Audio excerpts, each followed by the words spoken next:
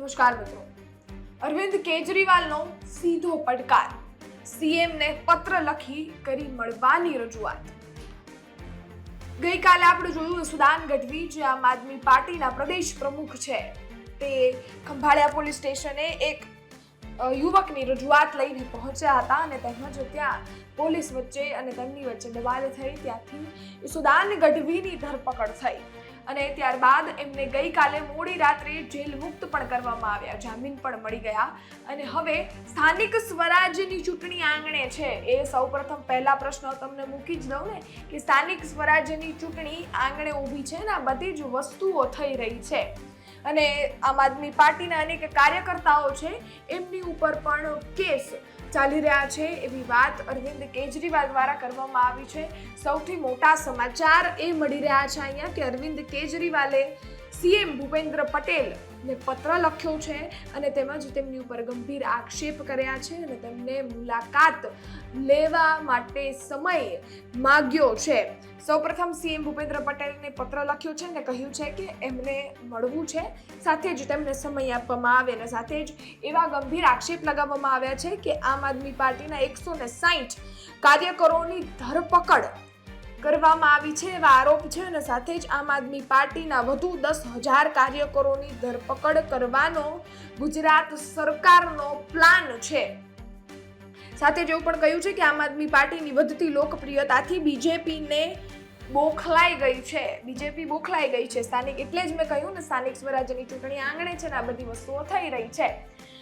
ચૂંટણી જેમ જેમ આવે ને એમ એમ પોલિટિકલ સ્ટન્ટ ખૂબ વધતા જાય. હવે આમાં એ જ વસ્તુઓ થઈ રહી છે. અરવિંદ કેજરીવાલ એવા આક્ષેપ છે કે તેમને 10,000થી વધુ હજી તેમના કાર્યકર્તાઓ છે એમની ધરપકડ કરવાનો પ્લાન છે અને તેમજ આમ આદમી પાર્ટીની વધતી ગુજરાતમાં જે લોકપ્રિયતા છે એનાથી ભારતીય જનતા પાર્ટી બોખલાઈ ગઈ છે અને એટલે જ ચૂંટણીમાં એમને કોઈ જ પણ વસ્તુમાં વાંધો ન આવે એટલે આ બધા જ સ્ટન્ટ કરી રહી છે એવી વાત અહીંયા કરવામાં આવી છે. સાથે જ અરવિંદ કેજરીવાલે એમના ટ્વિટર પર એક ટ્વીટ કર્યો છે અને સાથે જ એમાં આ પત્ર પણ મૂક્યો છે. તમે બાજુમાં ટ્વીટ જોઈ શકો છો. એમાં એમણે એવું લખ્યું છે કે 160 कार्यकर्ताओं को जेल में डाला है और धरपकड़ की है. साथ में ही 10,000 से ज्यादा कार्यकर्ताओं को अभी भी धरपकड़ करने का प्लान ભારતીય જનતા પાર્ટી કર રહી હૈ. આવી વાત અહીંયા કરવામાં આવી છે ને સાથે જ આ ટ્વિટરમાં સીધા જ આક્ષેપ ભારતીય જનતા પાર્ટી પર મૂકવામાં આવ્યા છે.